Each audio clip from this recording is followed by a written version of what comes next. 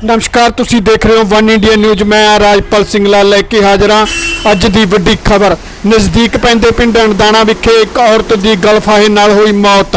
मृतक लड़की के पिता नफे सिंह शांगन ने दस्सिया कि थाना खनौरी विच अपने बयान दर्ज कराए कि मेरी लड़की का विआह 3 साल पहला पिंड अणदाणा के फौजी करमवीर सिंह नाल होया सी।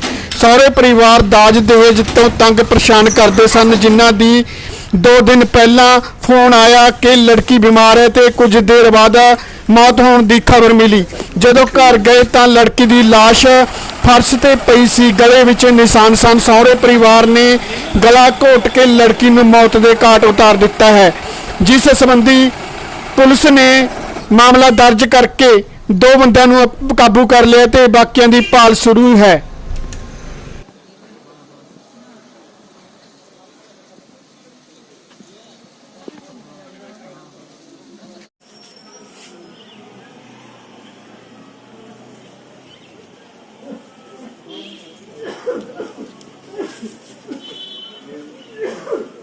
सिंह सांगण का रहने वाला जी। मेरी लड़की अनदाना ब्याही हुई थी जी। वो गला घोट के मार दी ना, रोज परेशान करया कर दे जबद्दल परेशान करया कर दे। क्या नाम है ताजी लड़की का? राजदीप है जी। कितना चिर हो गया था शादी को? 3 साल हो गए। बच्चे कितने थे जी उसके? एक बच्चा जी। आपको कब पता लगा भी उसको मार दिया गया? 3:50 पे फोन आया जी हमारा पे। हाँ। क्या लड़की बीमार हो रही है। और पापा जी लाले मेरा लड़का दो फोन करया कि भी बीमार है, दाखिल है अस्पताल में। हम आए जे खनौरी आए, वो बोले जी इसका तो खत्म हो गई है, तो पूरी हो ली। पूरी होने के बाद में हम तो घर ले आए, गांव में ही आ जाओ। वो पर अनदाना हम देखे जे वो मरी पड़ी थी उस टाइम। क्या कार्रवाई चाहूँ था मैं यहाँ पर? कार्रवाई पूरी होनी चाहिए जी, इसमें गुनाहगार को बख्शा नहीं जाए। की नाम है जी? बतेरी नाम है मेरा। अच्छा। राजदीप मेरी बहन है, अनदाना ब्याही हुई थी। की हो गया उसनु?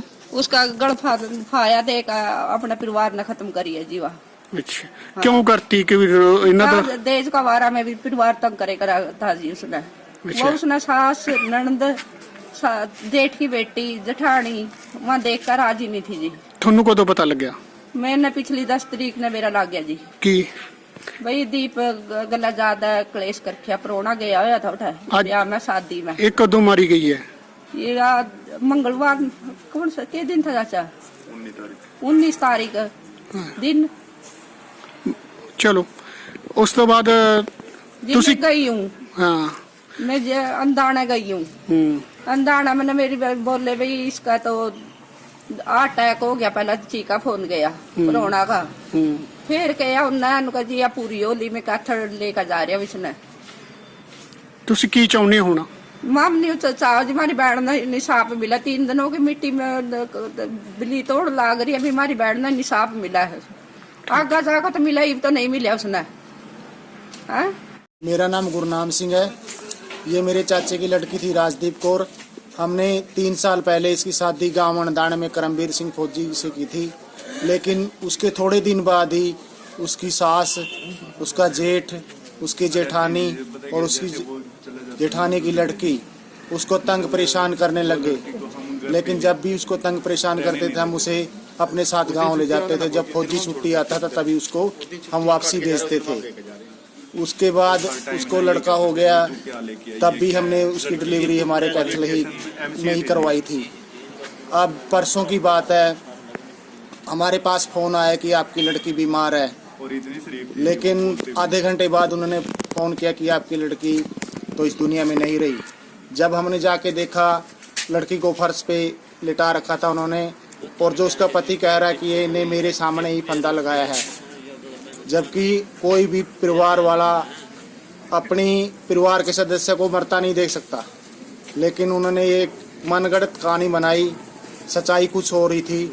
उन्होंने अपने परिवार के साथ मिलकर उसका गला दबाकर चुन्नी के साथ उसको मार दिया। कोई दाज दहेज के लिए भी तंग परेशान करते थे? बस हर तरह का शारीरिक भी और मानसिक भी उसको परेशान किया जाता था। तो आप किस चीज की मांग कर रहे हो? हम यही कह रहे हैं कि हमें इंसाफ मिले और दोषियों को सजा मिले। बोलो जी। दारा सिंह, ग्राम सांगण। क्या हादसा वापरा, आप यहाँ पे हॉस्पिटल में खड़े हो डेड बॉडी ली? सर हमारी सिस्टर है, आज से 3 साल पहले उसकी शादी की गई थी। क्या नाम था उसका? रजदीप कौर।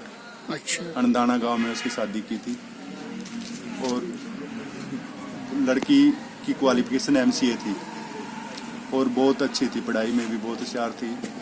हमने यहाँ रिश्ता कर दिया। जैसे ही रिश्ता किया जी। किसके घर पे किया रिश्ता? ये करमवीर सिंह सनोफ राम कुमार, गाँव अनदाना जी। तो अब क्या हो गया फिर? सर ना सॉरी किस तारीख को, परसों को हमारे पास फोन किया इन्होंने 3:50 पे मेरे चाचा जी के पास।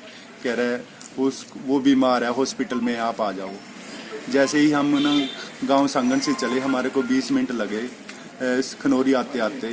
वो कह रहे अभी जैसे ही खनौरी में एंटर किया हमने, वो कह रहे भाई वो नहीं रही इस दुनिया में, वो चली गई इस दुनिया से, आप ना गांव में ही आ जाओ। जैसे ही हम गांव में गए, गांव में हमारे को ना हमारी बहन को ना कमरे में लेटाया मिला। हमने देखा उस पे ना, उन्होंने हमारे को वहाँ जाने के बाद हमने पूछा क्या हुआ, वो कह रहे भैया इन्होंने फांसी लगा ली। लेकिन हमने वहाँ मौके पे जाके देखा भी, जहाँ जिस रूम में वो कह रहे हैं ना, उस रूम में जो पंखा लगा हुआ है ना, पंखे की ना हाइट भी बहुत कम है, हाथ लग जाता है ऐसे ही, अगर मैं हाथ लगाऊं तो हाथ लग जाता है। वो कह रहे हैं भाई इससे फांसी लगा दी। उस पे पंखे पे भी कोई निशान नहीं था सर, हमने मौके पे देखा।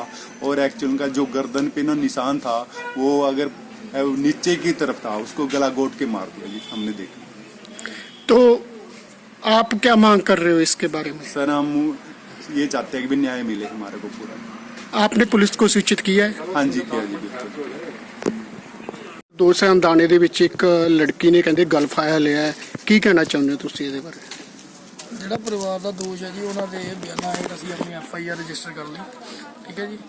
ਤੇ ਇਸ ਤੋਂ ਬਾਅਦ ਜੋ ਮੈਡੀਕਲ ਦੀ ਰਿਪੋਰਟ ਆਊਗੀ ਜਾਂ ਜੋ ਵੀ ਅੱਗੇ ਤਫਤੀਸ਼ ਹੋਊਗੀ, ਜੋ ਵੀ ਹਾਲਾਤ ਹੋਣਗੇ, ਉਹਦੇ ਅਕੋਰਡਿੰਗ ਜਿਹੜੀ ਕਾਰਵਾਈ ਆ ਉਹ ਅਮਲ ਚ ਲਿਆਂਦੀ ਜਾਊਗੀ। ਜਿਹੜੇ ਸ਼ਰ ਇਹਨਾਂ ਨੇ ਦੋਸ਼ ਲਾਏ ਨੇ ਜਿਨ੍ਹਾਂ ਤੇ, ਉਹਨਾਂ ਦੇ ਵਿੱਚੋਂ ਕਿਸੇ ਦੀ ਕੋਈ ਗ੍ਰਿਫਤਾਰੀਆਂ ਹੋਈਆਂ ਨੇ ਹੁਣ ਤੱਕ ਜੀ? ਹਾਂਜੀ, 2 ਦੀ ਗ੍ਰਿਫਤਾਰੀ ਹੋਈ ਹੈ ਜੀ।